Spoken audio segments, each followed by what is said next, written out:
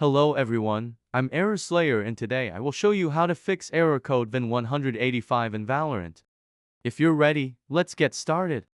As a first step, type services into the search bar and open it. Click on a random one and press the V key.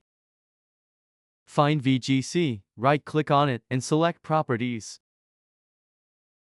In the tab that opens, select Automatic for startup type. Then click Start. Click Apply. Then click OK. Next, type Run into the search bar and open the Run command. You can also open the Run command by pressing the Windows and Enter keys simultaneously. Type msconfig in the Run command and click OK. Click the Services tab. Check the box that says Hide all Microsoft services. Find VGC and check the box next to it. Finally, click Apply, then click OK. After making all these changes, don't forget to restart your computer.